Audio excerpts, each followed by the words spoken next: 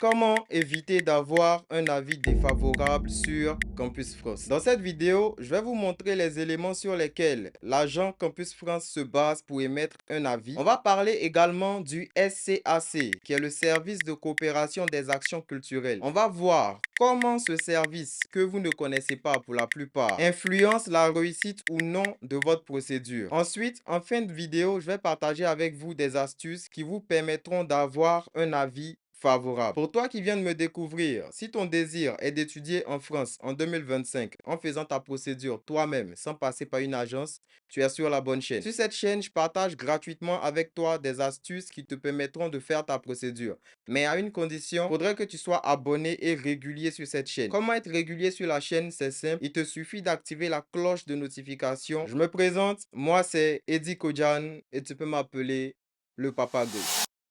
Alors, comme j'ai dit en introduction, il y a deux services qui interviennent dans la réussite de votre procédure. Le premier service, c'est Campus France et le deuxième service, c'est le SCAC. Alors, le SCAC, c'est quoi au juste? Le SCAC, c'est le service qui va déterminer ou non la réussite de votre procédure. En vrai, le SCAC, c'est un service qui est basé au consulat de France. Donc, déjà, vous comprenez que il y a Campus France qui n'est pas basé au consulat et il y a le SCAC qui est basé au consulat. Et eux, leur rôle, ça va être quoi? Le rôle du SCAC, c'est de déterminer est-ce que vous avez fait des choix réalistes? Est-ce que vous avez des aptitudes pour pouvoir étudier en France? Et est-ce que le motif que vous utilisez pour pouvoir arriver en France, il est honnête? Si jusque-là, vous ne comprenez pas, c'est pas grave. On va donner des exemples, vous allez comprendre. Pour commencer, lorsque vous allez faire votre procédure, vous allez faire un entretien Campus France. Et l'avis de l'agent Campus France n'est pas suffisant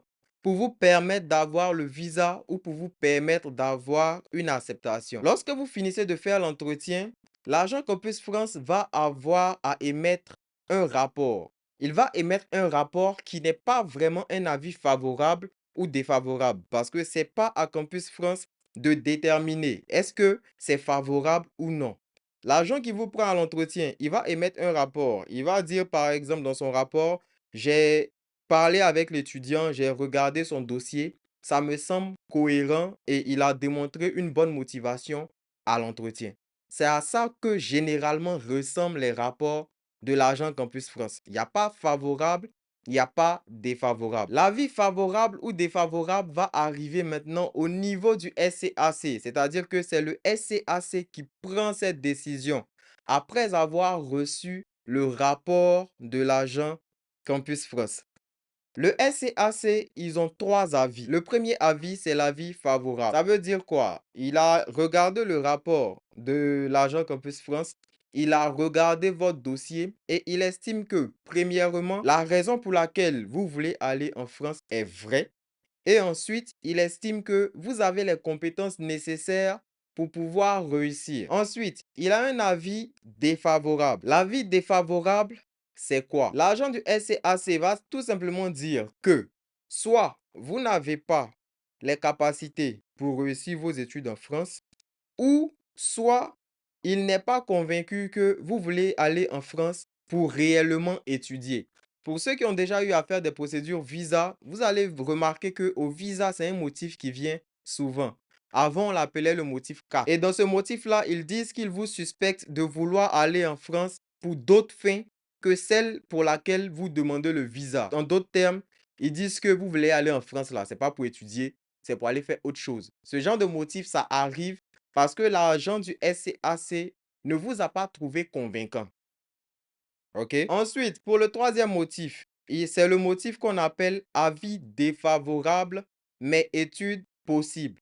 Généralement, pourquoi le SCAC donne ce motif? Après avoir reçu votre dossier de la part de Campus France avec l'avis de Campus France, l'agent du SCAC peut dire que oui, lui, je regarde, il semble vouloir aller en France pour étudier.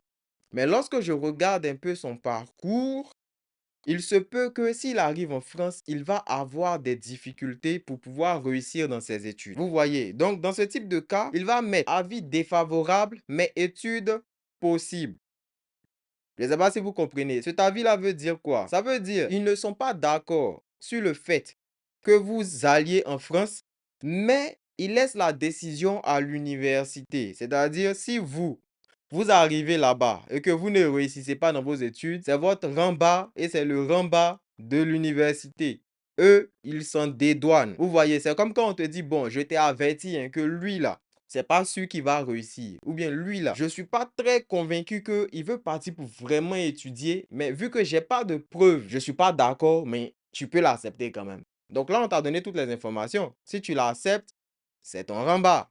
Voilà, donc il y a ces trois avis. Lorsque le SCAC finit d'émettre son avis, croyez-moi, l'université prend cet avis-là en compte à 90% des cas. C'est-à-dire, si vous avez un avis défavorable de la part du SCAC, vous avez 90% de chances d'être refusé. Mais là, je vous ai assez fait peur. Maintenant, on va voir sur quoi exactement il se base de façon concrète pour pouvoir émettre un avis. Premièrement, il va avoir la qualité de votre cursus scolaire. Rappelez-vous, j'ai dit quoi? Quand ils émettent un avis, ils vont voir est-ce que vous avez les aptitudes pour réussir les études en France. Donc, c'est clair que pour un cursus d'une personne qui n'a pas repris de classe, qui a assez de bonnes moyennes pour ce volet capacité de réussite des études, c'est clair que ça va être favorable. En comparaison à quelqu'un qui a fait ses études, qui n'a pas vraiment eu la moyenne, c'est-à-dire quoi, il a une 9 de moyenne en seconde, il a eu une 10 de moyenne en première, après il s'est retrouvé à 9 de moyenne en terminale, et puis après il a réussi à avoir le bac, on ne sait pas trop comment. Donc, le premier critère, ça va être la capacité à réussir dans les études. Si vous avez un bon cursus, sans redoublement, sans année blanche, il est clair que votre capacité à réussir dans les études est prouvée. Voilà. C'est pour ceux qui ont des années blanches, pour ceux qui ont des redoublements. Là, il va falloir maintenant étudier la question. Donc, c'est eux qui vont décider en fonction de votre cursus. Est-ce que vous avez la capacité? C'est pour ça que moi, j'ai fait une vidéo dans laquelle je vous ai dit, si vous avez échoué 2 fois dans un cycle, évitez de faire Campus France. Attendez de valider d'abord le diplôme du cycle avant de candidater. Parce que les redoublements là vont vous causer très certainement à un avis SCAC défavorable. Alors que si vous avez échoué 2 fois et que par la suite vous avez réussi à obtenir un diplôme dans ce cycle-là, ça fait une circonstance un peu atténuante. Je ne sais pas si vous comprenez. De même, pour ceux qui ont les années blanches, qui vont se retrouver dans les écoles privées par je ne sais quelle magie, vous êtes aussi concernés par cet avis-là. Parce que lorsque on parle de capacité à réussir dans les études, si vous avez laissé les études il y a plus de 2 ans et que vous voulez revenir pour étudier, on va se demander, est-ce que vous avez toujours la mémoire fraîche? C'est pour ça que je vous ai dit, si vous avez plus de 2 ans d'année blanche, reprenez d'abord les études dans votre pays, réussissez à avoir le diplôme du cycle dans lequel vous êtes. Ensuite, venez candidater parce que votre SCAC, il sera clair. Donc, gardez ça en tête. Lorsque vous allez vouloir faire votre procédure, la capacité de réussite dans les études doit pouvoir être prouvée. Comment on la prouve? C'est soit un cursus sans redoublement ou soit un cursus avec redoublement mais qui a débouché par l'obtention d'un diplôme ou sinon, oubliez. Maintenant, en dehors de ça, le deuxième critère, ça va être vos motivations. Si vous vous rappelez, j'ai dit que quand ils jugent, ils peuvent se dire que vous voulez aller en France pour faire autre chose qu'étudier. Mais pourquoi ils pensent ça? Ils pensent ça généralement lorsque vous n'avez pas assez motivé vos intentions d'aller en France.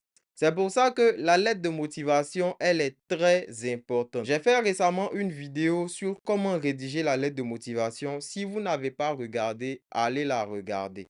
Elle est très, très importante. Parce que la lettre de motivation, bien vrai que l'agent Campus France va émettre son avis, mais la lettre de motivation permet au SCAC de se faire également son propre avis.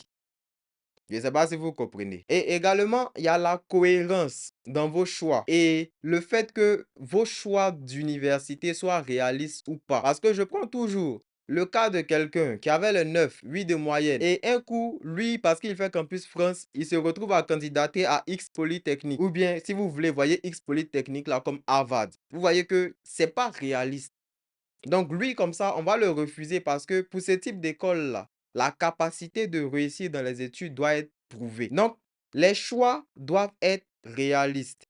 Et puis également, vous ne devez pas être dispersé dans vos projets professionnels. Parce qu'il y a des gens qui font des choix d'université et quand tu regardes les choix d'université là, ici, il a pris une filière en sciences économiques. Dans une autre université, il a pris une filière en mathématiques. Dans une autre université, il a pris une filière en médecine. C'est-à-dire que lui seul, il veut devenir à la fois économiste, lui seul, il veut devenir à la fois médecin, lui seul, il veut faire un autre métier à la fois. Donc, pour cette personne-là, on voit que au niveau du travail, au niveau de l'avenir, elle est un peu trop dispersée. Elle ne sait pas quoi faire. Dans vos paniers de formation, lorsque vous allez choisir vos universités, il est important d'avoir les mêmes filières. Vous pouvez prendre des filières différentes, mais à une condition. Il faudrait que toutes les filières que vous allez sélectionner débouchent sur le même métier. Comme ça, au moins, on ne va pas se dire que vous êtes dispersé. Après aussi, il y a la cohérence au niveau de vos choix de filière. Un exemple tout bête, ça c'est généralement ceux qui candidatent au privé, qui font les conneries comme ça. Vous allez voir que lui, il est là, il est en licence 3. Et il allait faire une demande d'admission, il a été accepté en master spécialisé, c'est qui est l'équivalent d'un bac plus 5. L'université privée ne va pas lui dire que bah, ce que tu es en train de faire, c'est une connerie parce que le privé, c'est le business. Tant qu'ils peuvent prendre ton argent, ils vont pas te refuser. Mais moi, j'ai déjà vu ça. Le gars, il est en licence 3, il a une acceptation en bac plus 2. C'est quoi la logique? Ton avis SCAC, il sera forcément défavorable. Ou sinon, tu vois des gens, ils sont en licence de mathématiques. Tu les vois candidater sur Campus France ou bien dans les écoles privées en comptabilité. Et quand tu regardes sa lettre de motivation, il met à l'intérieur que ses années de licence en mathématiques lui ont permis d'avoir les bases qui lui seront nécessaires pour réussir en comptabilité. Comme si en comptabilité, c'était seulement calcul on faisait là-bas. Donc, il y a tout ça qui intervient. Pour éviter d'avoir un avis défavorable, prenez tout ce que j'ai dit en compte. Capacité à réussir dans les études. Comment on l'évalue? J'en ai parlé. Vos motivations pour étudier en France, parce que si elles ne sont pas bien détaillées, on va vous suspecter de vouloir aller en France pour rester là-bas. Ensuite, la cohérence de votre dossier. Ça va être bien important si vous voulez réussir votre procédure. Donc, je m'arrête là pour cette vidéo. N'hésitez pas à vous abonner et activer la cloche de notification. On est ensemble.